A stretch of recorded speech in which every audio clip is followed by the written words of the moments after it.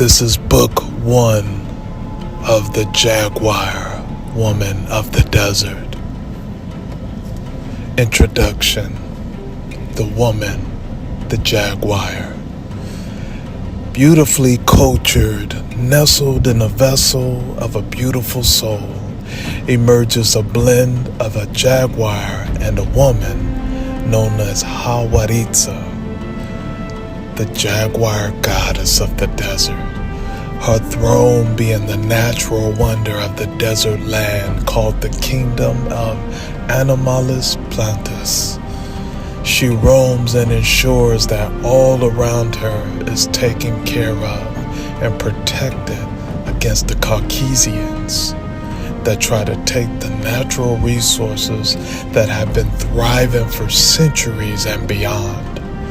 Her mystical power coming from the hands of the ancestors in the outer realm, the teachings and guidings her constantly to make the right choices and giving her infinite strength communicated through wisdom in various forms. She is strong, she is fierce, yet she is kind. She is understanding, she is the pillar of a jaguar woman who has great power and the knowing of how to use it and when to do so. In this mystique world of the desert, she is known as the Jaguar Woman of the Desert, the Jaguar Goddess of the Desert, protector of the motherland from the Caucasians. The Jaguar Goddess of the Desert, Chapter 1. This land is our land. As the sun descends and the moon begins to rise, Jaguaritza sits at the peak of the mountain with a slow, deep glance overlooking the desert floor. She calmly observes every corner of this rugged terrain, making sure all is well as she witnesses the birth of night. As the night emerges, animals not seen during the day eases into the night, evolving the desert to become more vibrant and alive. Times are changing, and with winter on the horizon, the day appears to end rather quick as the night starts with a relative boom. The Caucasians in the past has used the night as a way to extract the kingdom's resources, creating revenue and then destroying the very fiber of Mother Nature in the desert. Jaguaritza has been the protector to prevent such things. With the guidance of the ancestors from the outer realm, she confidently has defeated the Caucasians numerous times, for they are no match against the power of the colorful culture, which is the cultural teachings that makes one invincible and eradicates the Caucasians from pulling out their agenda. A female coyote named Goya runs up the mountain to see Jaguaritza at the peak. Goya's eyes filled with worry as she appears visibly distraught. Jaguaritza senses the urgency in Koya's energy, but remains calm to ask, "What is worrying you?" Koya, catching her breath with off and on breathing, says that she saw 4 Caucasian men in the truck with shovels and shotguns in the truck bed. She then continues to say that the Caucasians are hauling quickly through the desert, causing all kind of debris. Hearing this news, Jaguaritza looks down to think about what next to do. And then she remembered that the Caucasians recently have been trying to dig for this special plant called Hoyas Dorados, aka golden leaves. Whoever's in the possession of this plant can instantly heal any wounds quickly and live longer, virtually making someone invincible. Jaguaritza replied to Koya Thank you for letting me know, Koya. Warn the others in the kingdom of animalist planters to stay clear from the Caucasians, as I will make sure they do nothing to cause harm to our kingdom. Koya nodded in agreement as she began to inhale a large breath that made her look as if she was the big bad wolf blowing the house down. Exhaling a strong bellow from her stomach, a sound that was recognized by all in the kingdom to protect themselves from wherever they are, knowing that something magical was coming from the Hawaritsa goddess. As Koya walks down the mountain to go with her family in hiding, Hawaritsa began to plant her 4 paws firmly on the peak of the mountain, and with her head tilted back, she let out a loud roar, summoning the ancestors from the outer realm. This moment, she chanted a sacred saying to awaken the ancestors. In turn, the clouds turned vibrant colors of gold. Wind started flurrying stronger, so strong that it tipped over the truck with the Caucasian men. As the truck neared, just rolled to a ditch next to a bush. In an instant, the wind stopped. Clouds above Hawaritsa opened up, and a sparkling, glowing gold energy descended from the sky towards her chest. Entering her body, she glowed a heavenly light that illuminated the night sky to a beautiful golden hue. This wonderful wave of energy was the gifts from the ancestors. Once received by the body, Hawaritsa harnesses the power of the ancestors, making her infinitely powerful, transforming into the protector of the motherland.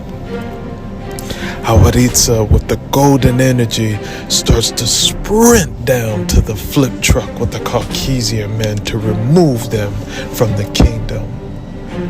She is quite a distance from the truck, but with this golden light in her possession, she will get there in a moment's notice. As she sprinted towards the truck, she looked up and noticed one of the Caucasian men crawled out from underneath the truck with one of the shotguns and started shooting in the air wildly in fear of what just happened. A lion cub named Mina was wandering too far from her family and was trying to rush quickly back to her family once she heard Hawaritsa's loud summon. She was frantically running back when she crossed the path of the Caucasian truck. Hawaritsa intently looked at Mina as she unknowingly became face to face with the Caucasian man with the gun. Mina's big hazel eyes looking preciously hopeless. She stood frozen as the gunman with a cold stare did not even think twice and let off 2 shots with the shotgun towards Mina. Hawaritsa, within distance from them, let off a thunderous roar that screeched through the bleak night. She leaped in the direction of the gunman, Mina falling motionless on the ground, while the Caucasian was grinning slyly as he fell back from the force of the roar. Hawaritsa yelled panically, "Mina, are you okay? Mina!" No response. Chapter 2. The Aftermath. "Mina, say something, please." Hawaritsa replied in panic as she made her way closer to Mina. Mina, slowly moving, was surrounded by the Hoyas Dorados, those golden leaves, which provided a protective barrier from the shotgun bullets that the Caucasian man shot. A close call, nevertheless.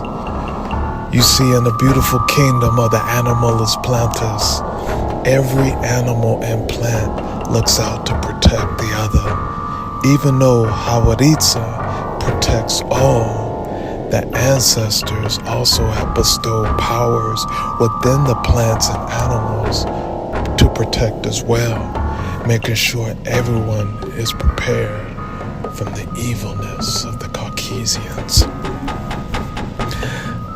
Seeing that Mina is currently safe, Hawaritsa then turns her attention to that Caucasian man, which gave her a connected stare of no remorse for shooting towards Mina. He then replied, "What the hell are you?"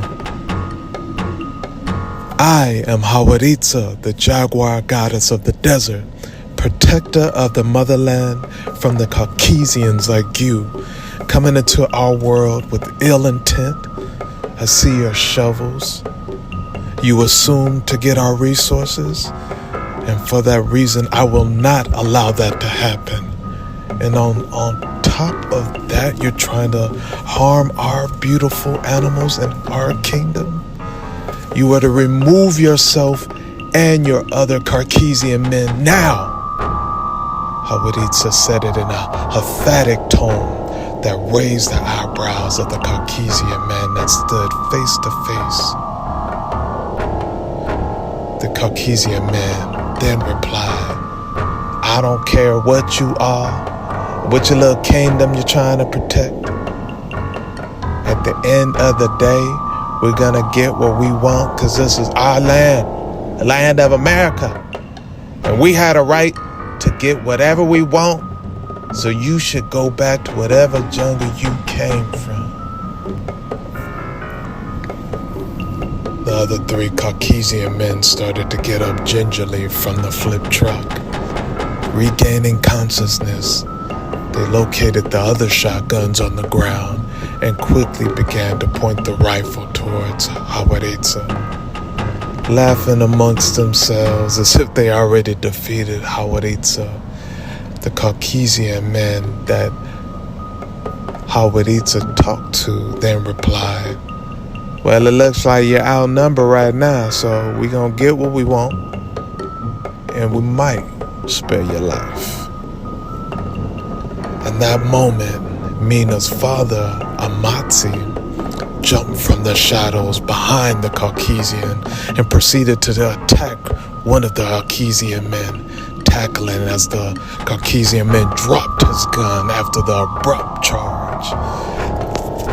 The other man pointed towards Amatsi to shoot, but Hawaritsa raised her arm in the air, and all the rifles were drawn to her hand like a magnet. All of the guns circled close around her hand, surrounded by this golden energy. Hawaritsa then chanted to the ancestors, and within seconds the guns were mushed together like mashed potato batter, turned into sand in the palm of her hand, and filtered through her fingertips in the night wind.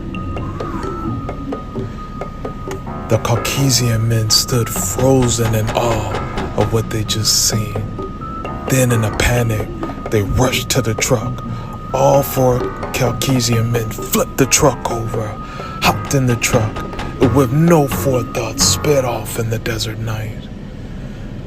As they pulled away, the driver, the Caucasian man that had been talking to Hawaritsa, replied, "Listen to me. You may have done your little voodoo crap and got us out of here, but we're coming back tomorrow night with reinforcements, and we guarantee gonna get those golden leaves that we came for."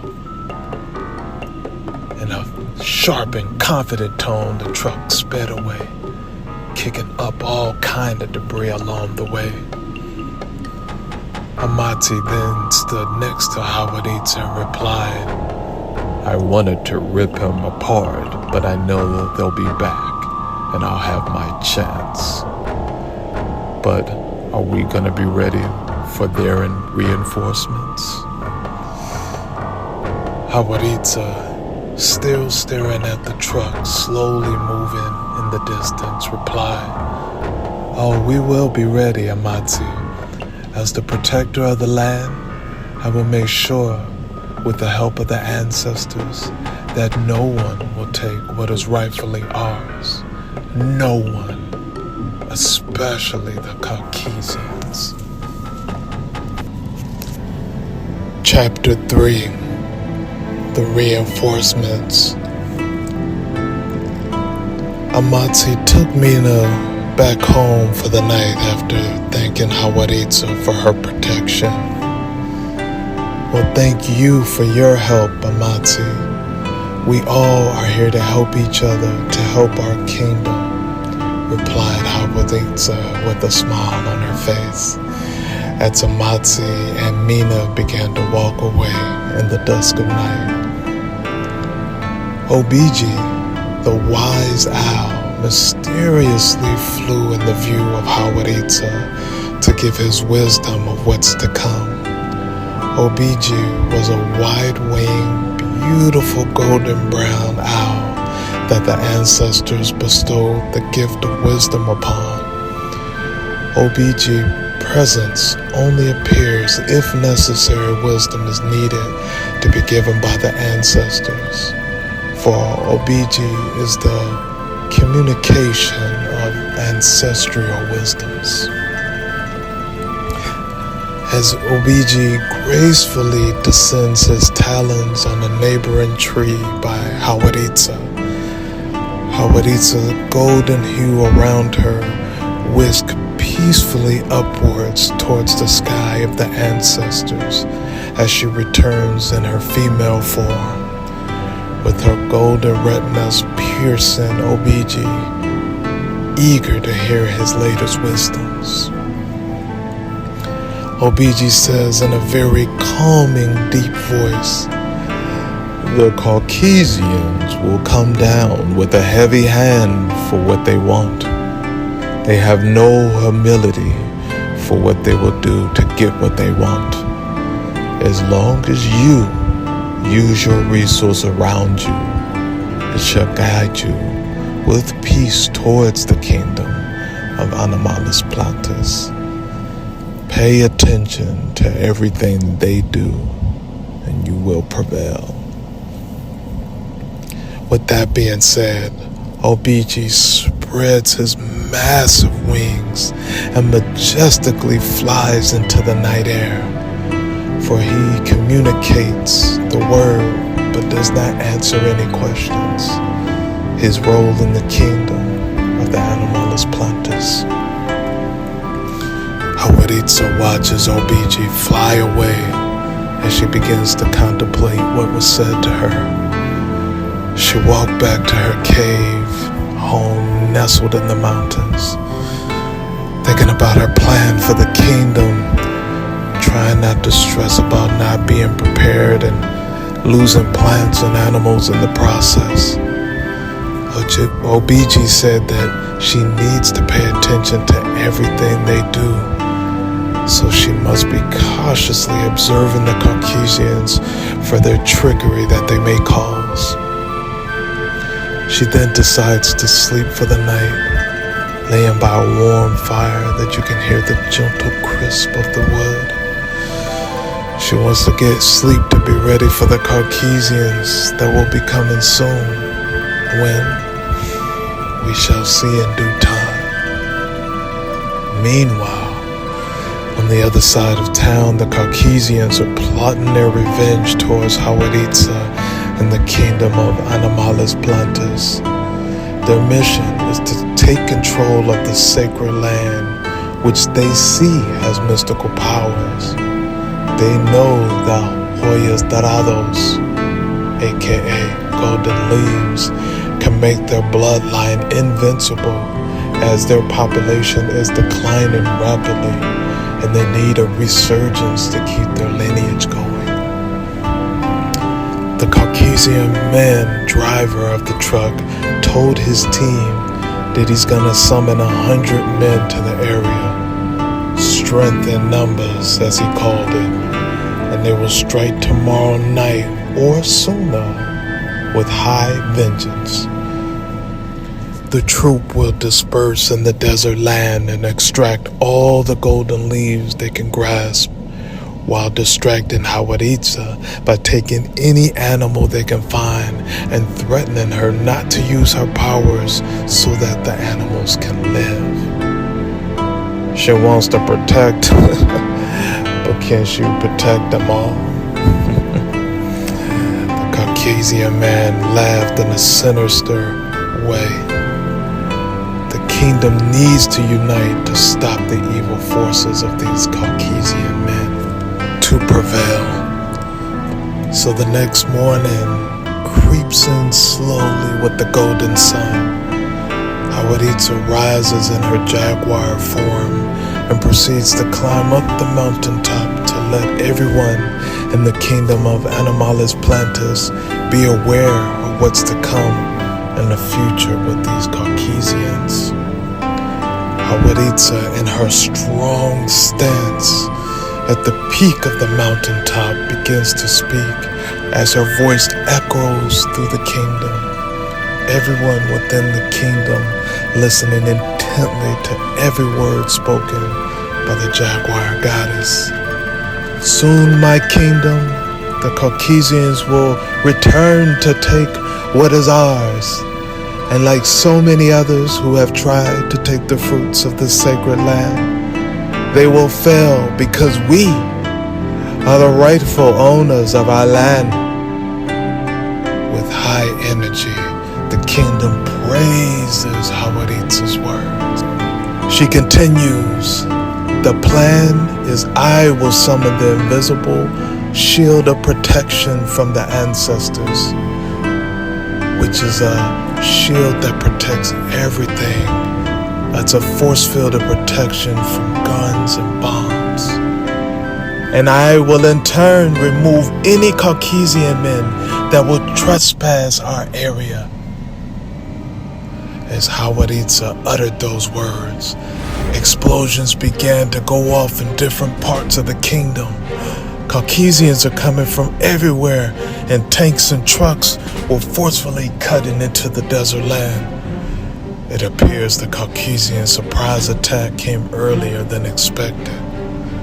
As Hawaritsa raced down the mountain to stop the chaos that was brewing below, she was suddenly stopped by unlocking her eyes with that Caucasian man that drove the truck the night before. Holding Mina at gunpoint with the rifle, he replied to Hawaritsa, "Deja vu, I see, but this time I'm gonna get what I came for and finish the job with the lion cub." Instantly letting off 2 rounds. Boom, boom. Mina falls from the Caucasian man's arms. The war has officially begun. Chapter 4. The Clash. Mina fell from the arms of the Caucasian man due to a nearby bomb explosion that one of the Caucasians caused. The scene looking like a slow-motion movie. As the bullets nearly misses Mina, she tumbled on the ground, quickly regaining footing and quickly running away from that Caucasian man. When Amatsi, her father, ran past her in the opposite direction towards that Caucasian man that attempted to shoot Mina, Amatsi lunged on top of that Caucasian man and with a swift paw knocked the man unconscious on the ground.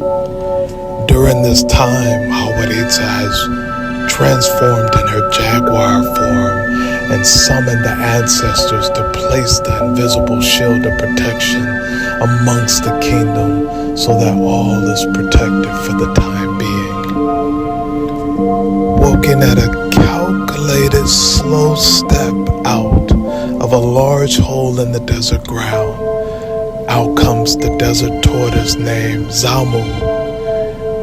He has the ability to freeze time for a brief time, only when the kingdom is at a credible threat, such as this moment now, as the Caucasians frantically tried to pull the golden leaves with no luck.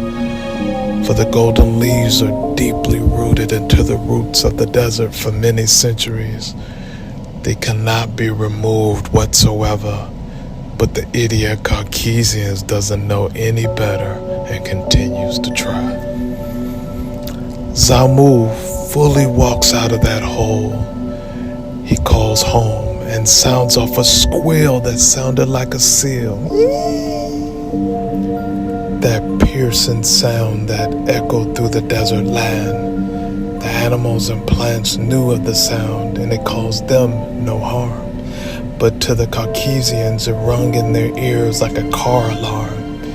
Each one of the 100+ men holding their ears and breathed pain as a large hush of wind rushed through the desert, then quickly calmed, leaving the Caucasian men frozen in whatever position they last resumed.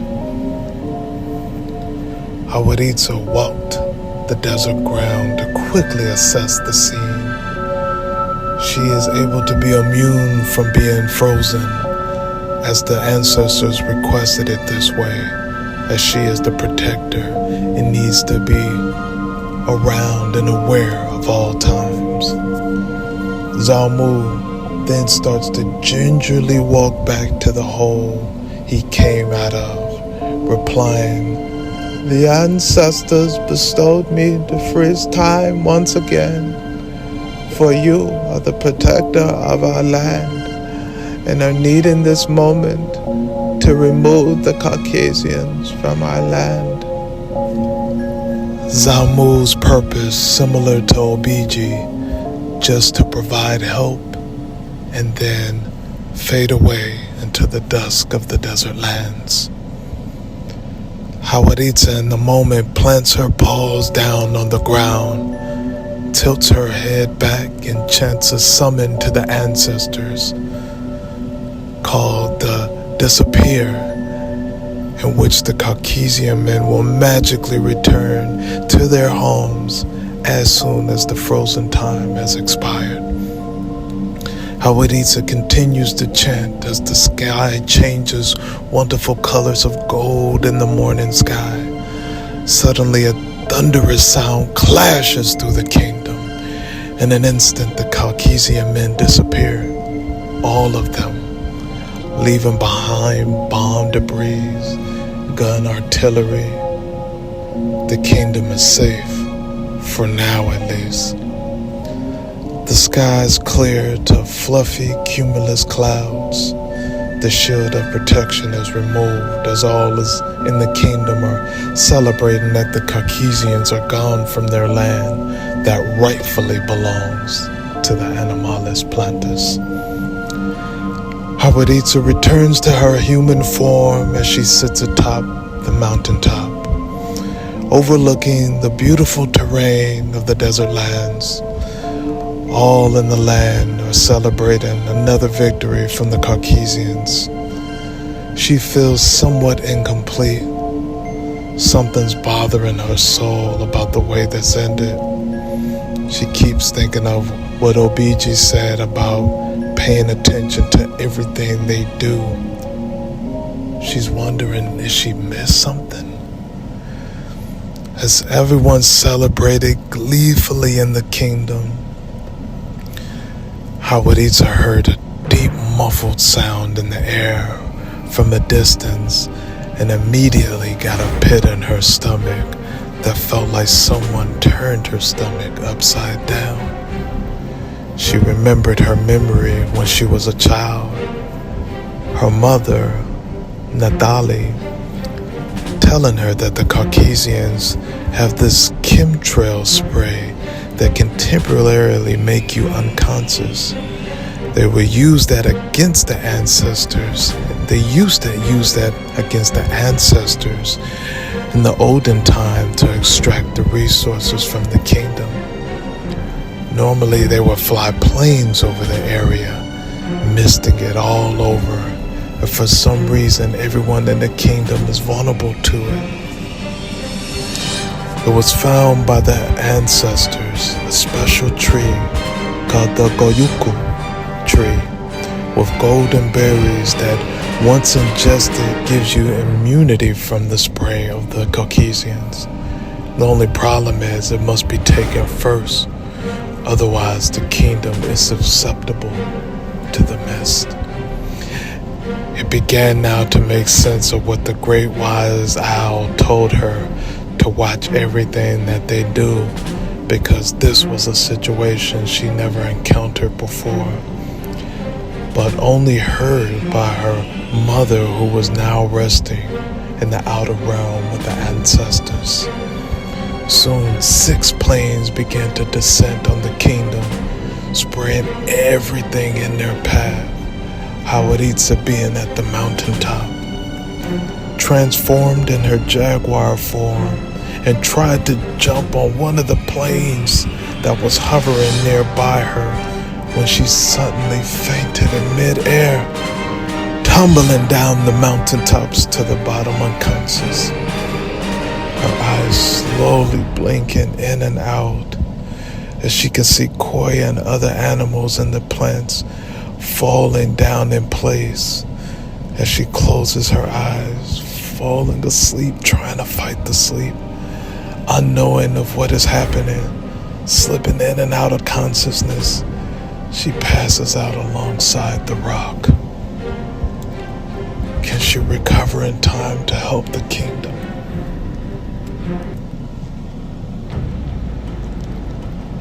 Chapter 5. The Hunt. Coming into conscious, Hawaritsa slowly began to open her eyes and see Obiji, the great owl, on a nearby rock, staring intently at her, wanting her to rise so that he can give her wisdom to carry on. Hawaritsa had been passed out for only a few minutes, even though it felt like a lifetime. But the sun was beginning to descend. Obiji, wasting no time, responded, "The Caucasian men have kidnapped Koya and Mina and are headed outside the kingdom. Since they are not able to take the golden leaves from the desert, they are holding Koya and Mina for ransom until you give them the golden leaves yourself. Otherwise, they will sell them to the black market in the States. You must not panic, but slow down your mind. Use what you possess and bring Koya and Mina back before time runs out." Spreading his golden brown wings, Obiji flies gracefully towards the cascading sun. Hawaritsa closes her eyes to meditate for a brief moment. Doing this allows others' ancestor wisdoms to come to her ear, guiding her towards the right resolve. A soft voice echoes, "Use the radar vision to see what they might be." The radar vision is a vision that Hawaritsa possesses, where she closes her eyes and she can see within 200 acres in vivid detail, which is the approximate of the kingdom of Animalis Plantis. Breathing in and out, she activates the radar vision to see if Koya and Mina are nearby. Fortunately, they are still within the kingdom.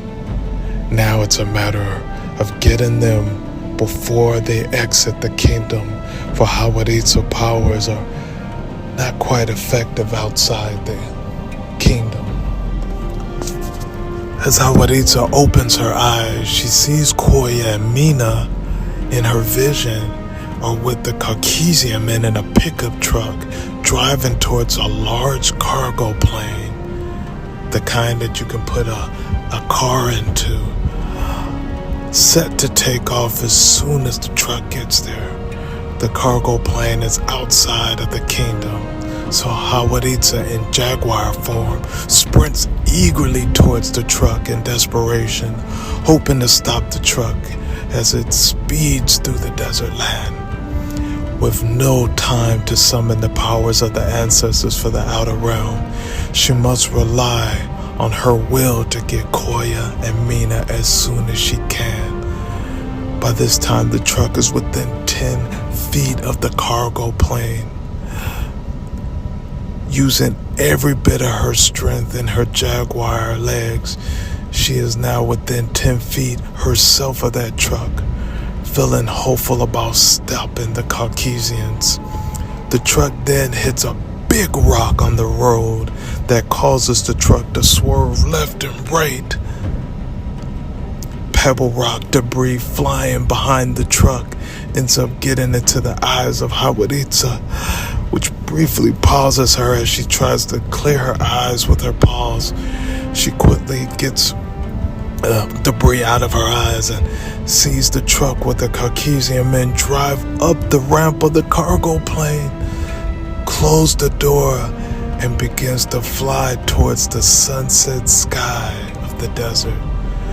The cargo plane was already moving to ascend as they had the perfect timing to take off. Hawaritsa let off a screeching sound that pierced through the sky, somewhat disrupting the plane staying in flight, which led the plane to swerve quickly to the ground, causing a huge explosion that looked like a Hiroshima bomb blew. Hawaritsa screamed in terror, "What have I done?" Her screeching sound was not meaning to disrupt the plane, but somehow it knocked off the plane. Hawaritsa runs out to the kingdom, to the exploded plane, debris flying everywhere amongst the smoke as Hawaritsa tries to find Koya and Mina. "Koya, Mina!" No answer, just the sound of fire burning on the land. Hawaritsa moves around the debris to find Koya and Mina in a cage together, shivering in fright, but unexpectedly alive and well.